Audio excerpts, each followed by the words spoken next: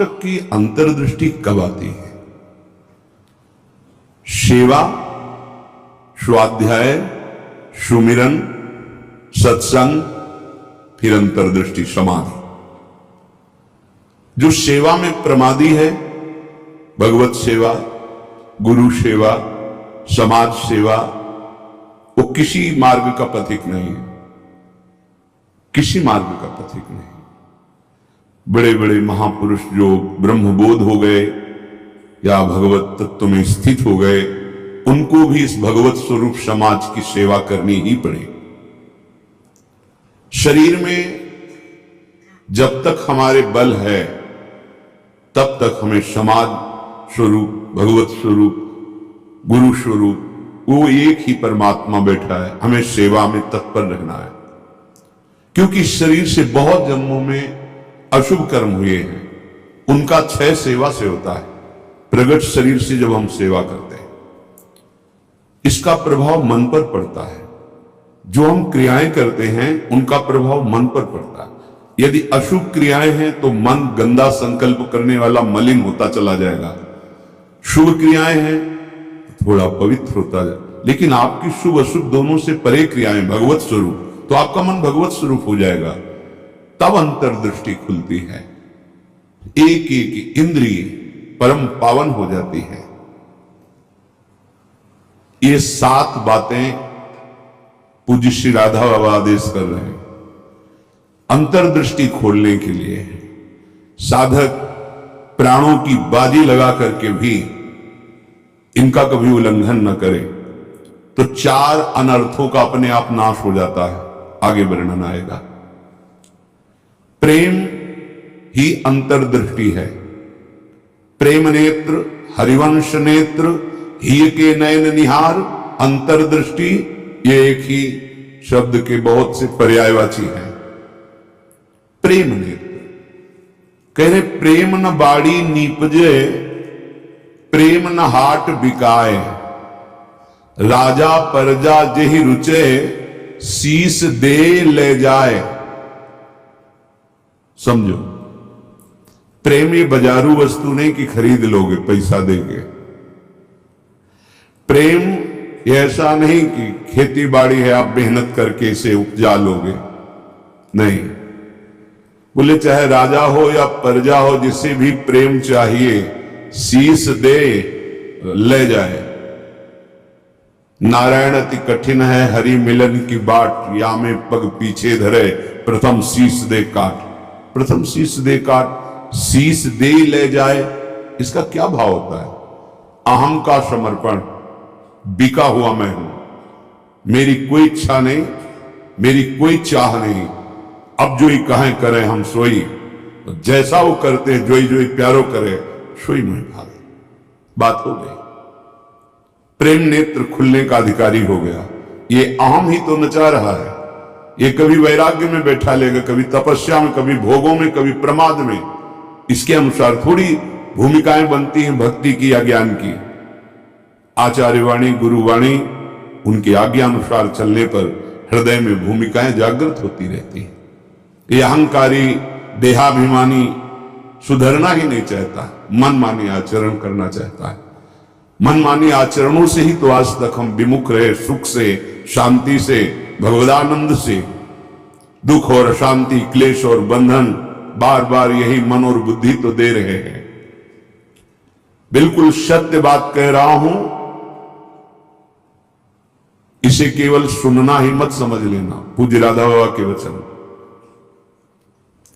ये 7 आए बिना तुम चाहे प्रेम के प्रवचन कर लो, चाहे सुन लो, प्रेम तुम्हारे हृदय में जागृत नहीं होगा, अंतर्दृष्टि नहीं खुलेगी। श्रीपाद कह रहे अंतर्दृष्टि पश्य वृंदावनस्य, अंतर्दृष्टि से वृंदावन का दर्शन होता है। हमारी देखो बाहर नेत्र तो है पर त्रिगुणात्मिका माया के हैं। स्त्री दिखाई देती, पुरुष दिखाई देता है, जड़ दिखाई देता है, चैतन्य दिखाई देता है, अच्छा दिखाई देता है, बुरा दिखाई, ये कुछ नहीं। यहां सच्चिदानंद वपु प्रियाजू की सहचरियां और दिव्य एक पत्ते की कांति के बराबर भी महामहिम वैकुंठ नहीं है। ये वृंदावन है। वृंदावन द्युति पत्र की उपमा को कछु नाही, कोटि कोटि बैकुंठ हो तेईसम कहे न जाए। क्यों कि एक एक पत्ते और फूल में मेरी लाडली जी का प्रतिबिंब पड़ता है। पत्र प्रसून बीच प्रतिबिंब ही नख सिख प्रिया जनावे। कहां बैकुंठ में वो सुख तो सखाओं को भी अच्छा नहीं लगा बैकुंठ का। फिर नित्य प्रिया प्रीतम के अंग सेवी सहचरी भावान तो वृंदावन अंतर्दृष्टि पश्य। जब तक भगवत साक्षात्कार नहीं हो जाता तब तक बहुत सावधान। इसके बाद सावधान रहने की जरूरत ही नहीं। जैसे मन सच्चिदानंद प्रभु का स्पर्श करेगा फिर इसको विषय सेवन की स्मृति ही नहीं रह जाती। उसे उपरती अवस्था कहते हैं। एक होती त्याग अवस्था, ये साधक करता है। विषयों के प्रति आकर्षण है पर भोगूंगा नहीं क्योंकि मुझे भगवत प्राप्ति करनी। दूसरी होती वैराग्य अवस्था, भोगों का सानिध्य है, ये भी जानते हैं कि हां ये भोगने में मन बुद्धि कहते हैं कि सुखद है पर नहीं, वो राग रहित हो रहा है। और एक स्थिति आती है कि भोग सामग्री सानिध्य है, ये भोगने वाली चीज इसकी स्मृति खत्म। जैसे विष्ठा देख करके भोगने की खाने की इच्छा नहीं होगी, वमन देखकर खाने की इच्छा नहीं होगी। मलवत वमनवत विश्ववत ऐसे यहां से लेके ब्रह्मलोक तक के भोगों का उसे त्याग हो जाता है, जिसे उपरति कहते हैं। भोग सामग्री है, भोगने की इच्छा ही नहीं है, ये बोध भी नहीं रहता कि ये भोगना चाहिए क्योंकि अखंड स्मृति जागृत हो गई आराध्य देव की। पहला उपासक को शांत लक्षण धारण करना है। काम आ रहा है, क्रोध आ रहा है, कोई गाली दे रहा है, विक्षेप हो रहा है, प्रतिकूलता आ रही, अपमान, अनुकूलता आ रही, सम्मान। शांत का मतलब ना हर्ष न शोक, गंभीर, अंदर से गंभीर शांत। पहला लक्षण अंतर्दृष्टि खोलने के लिए सिद्धांत में भी वर्णन शांति, रव्यर्थ कालत्वम विरक्तिर्मान शून्यता। शांति, अपने प्रति कोई बार बार अपराध कर रहा है, शांत। न शरीर से दंड, न वाणी से दंड, न मन से दंड देने का संकल्प, क्योंकि सब में मेरा प्रभु विराजमान है। बिल्कुल ध्यान से बाबा ने कहा, ये बिल्कुल सत्य सत्य बात कह रहा हूं। प्राणपन से इन सातों बातों का निर्वाह करोगे तो अंतर्दृष्टि खुल जाएगी। प्रेम, यदि आप थोड़ा भी प्रमाद करेंगे तो इनको धारण नहीं कर पाएंगे। पहला ही है शांत, भाव देश में भी पहला है शांत। शांत दास शक्य वात्सल्य कांता सहचरी। शांत हमारे भगवान का स्वरूप है, शांताकारम, शांत। समझो, वाणी शांत, मन निसंकल्प, कोई चाह नहीं, स्थिति यहां पहुंचनी। शांत का स्वरूप ये न सोचते न कांक्षते, समः सर्वेषु भूतेषु मद भक्तिम लभते पराम। मेरी भक्ति का परम लाभ, पराभक्ति का स्वरूप ये। कोई चाह नहीं, कोई चिंता नहीं, कोई भय नहीं, कोई शोक नहीं। ब्रह्मभूता प्रसन्नात्मा, हर समय अखंड प्रसन्नता। देखो भक्त कैसा शांत होता है। परीक्षित जी महाराज गर्भ से ही भगवान के परम प्रिय भक्त हैं। भगवान ने गर्भ में ही रक्षा की। जब ये उत्तरा जी के गर्भ में थे, अस्वस्थामा ने ब्रह्मास्त्र संधान किया। कितनी बुद्धि बिगड़ गई थी। गर्भस्थ शिशु की हत्या सबसे बड़ा पाप होता है। भ्रूण हत्या, गर्भ हत्या, ये बहुत बड़े पापों में आता है। इतना बड़ा विद्वान क्रोध के वशीभूत होकर ब्रह्मास्त्र का संधान कि पांडवों का वंश ही विनाश कर देंगे। उत्तरा ने किसी अन्य का आश्रय नहीं लिया।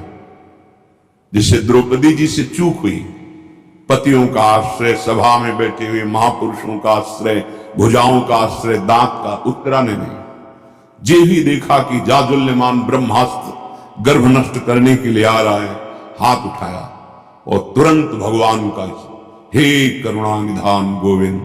पूरा शब्द नहीं हुआ, भगवान गर्भ में ही प्रकाशित हो गए, आसपास गर्भ की रक्षा कर रहे हैं। परीक्षित जी गर्भ से ही भगवान के भक्त हैं। अधर्म का धन कोई भी हो बुद्धि भ्रष्ट कर देता है, बहुत इससे बचा जाता है।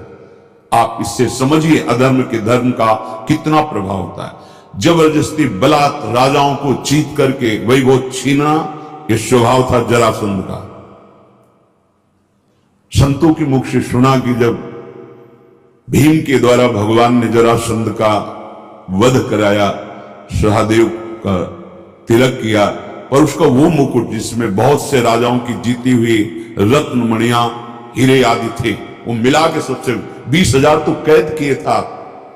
जैसे पशुओं की बलि देना हो, ऐसे वो बलि देने के लिए 20,000 राजाओं को। वही मुकुट एक दिन परीक्षित जी अपने मस्तक पर धारण किए। धारण करते ही शिकार खेलने का मन, चल पड़े शिकार। इतनी प्यास असह्य हो गई कि ऋषि आश्रम में गए। वो समाधिस्थ थे, अपने स्वरूप में स्थित थे। कोई है आश्रम में, मुझे बहुत प्यास लगी है। वहां तो समस्त इंद्रियां, मन बुद्धि सब चेष्टा रहित है, भगवत स्वरूप में एकदम डूबे हुए, बाहर से शांत, कोई चेष्टाएं न सुना रही न दिखा रही, कोई इंद्री काम नहीं करेगी, क्योंकि सौम अवस्था को प्राप्त समाधिस्थ महापुरुष। पता नहीं कैसे ऐसी बुद्धि बदल गई इतने बड़े महाभागवत की, उपेक्षा करके बाहर निकले, देखा एक मरा हुआ सर्प पड़ा था, ऐसे धनुष की नोक से उठाया और ऋषि के गले में डाल दिया। महत अपराध है। साधु का उपहास या इस तरह की चेष्टाएं, उनको इसका भी पता नहीं चला, तो शांत अपने स्वरूप में स्थित है। कुछ ब्रह्म ऋषि कुमार देखे कि राजा परीक्षित अंदर गए थे, बाहर गए तो कोई बात ही क्या, वहां गए तो देखा समाधिस्थ थे, उनके गले में मरा हुआ सर्प। तो ऋषि कुमार दौड़ते हुए श्रृंगी ऋषि जहां स्नान कर रहे थे वहां गए और कहा, राजा परीक्षित ने बड़ा उपहास किया आपके पिताश्री का, एक मरा हुआ सर्प गले में डाल दिया। इतनी बड़ी सामर्थ्य कैसे कि समाधिस्थ मेरे पिता का अपमान। तो क्या उन्होंने समझ लिया कि राजाओं के पास ही बल होता है, ब्रह्म ऋषियों के पास बल नहीं होता? नौ किशोर अवस्था है श्रृंगी ऋषि की, उसी जल से आचमन किया और कहा आज मैं दिखाता हूं कि ब्रह्म ऋषियों का बल क्या होता है। इसने मरा हुआ सर्प मेरे पिता के गले में डालकर एक ब्रह्म ऋषि का अपमान किया। मैं शाप देता हूं, आज के 7वें दिन तक्षक सर्प इसे डसेगा और कोई त्रिभुवन में नहीं बचा पाएगा।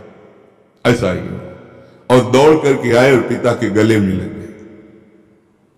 जब वो बहुत देर लिपट के रोए, धीरे धीरे वृत्ति बाहर आई। क्या हुआ, क्यों रो रहे हो? उनका ये परीक्षित आए हुए थे, आपके गले में मरा हुआ सर्प डाला, आपका अपमान किया। नहीं नहीं, देखो इसमें क्या अपमान होता है? गलती तो हमसे हुई, राजा भगवान का स्वरूप होता है। वो आए थे आश्रम में, अर्घपाद आदि देते, उनको जल पिलाते, उनकी सेवा करते, वो हमारी संपूर्ण प्रजा का शासन करते हैं, सेवा करते हैं, रक्षा करते हैं। हमसे गलती हो गई, रोना नहीं चाहिए। तब किसी ऋषि कुमार ने कहा ये रोए ही नहीं है, इन्होंने शाप भी दे दिया है। नहीं नहीं, निरपराध राजा को शाप कैसे दे दिया? क्या शाप? 7 दिन में तक्षक काटे। गजब कर दिया तुमने। अरे हमसे पूछ तो लेते। अभी ब्रह्म वाक्य हैं, इतने बड़े ब्रह्म ऋषि वो भी नहीं काट सकते। अपने शिष्यों को भेजा जाओ और परीक्षित को सूचना दे दो, कोई उपाय कर लो अपने परम कल्याण का। 7 दिन में तक्षक सर्प आएगा और डसेगा। जे ही जाके वहां परीक्षित ने मुकुट उतार के ये क्या मेरे से, ये क्या हो गया? मुझे दंड मिलना चाहिए। बहुत पश्चाताप करें, ऐसा उपहास कैसे कर दिया, ऐसा अपराध कैसे कर दिया? इतने में वो शिष्य पहुंचे और कहा महाराज आपने जो गले में सर्प डाला, बालक होने के कारण श्रृंगी ऋषि ने आपको शाप दे दिया है। निश्चित आपको 7वें दिन महाभयंकर विषधारी तक्षक आएगा और डसेगा, आपको कोई नहीं बचा सकता। आप उपाय कर लीजिए भगवत प्राप्ति का। बहुत हृदय शीतल हुआ। वर्णन है, एकदम हृदय में शीतलता हुई, प्राश्चित हो गया। तत्काल सर्वस्व का त्याग, सम्राट पद पर जन्मेजय का तिलक और गंगा के किनारे का 7 दिन तक भगवान शुकदेव जी के द्वारा गाई हुई भगवत चर्चा श्रवण की और बीच में प्रार्थना की थी कि भगवान आप चिंता मत कीजिए, ये भूख और प्यास मुझे अब परास्त नहीं कर सकती। जिस प्यास से पीड़ित होकर के हमने गले में सर्प डाला था, आज उसी प्यास को मैं पराजित कर रहा हूं आपके श्रीमुख से सुने हुए भगवत वचन। विचार करो, इतने बड़ा श्राप सुनने के बाद उनके हृदय में कोई शोक नहीं, शांत हृदय, 7 दिन कुछ खा पी नहीं रहे, शांत हृदय। भक्त का हृदय शांत होता है।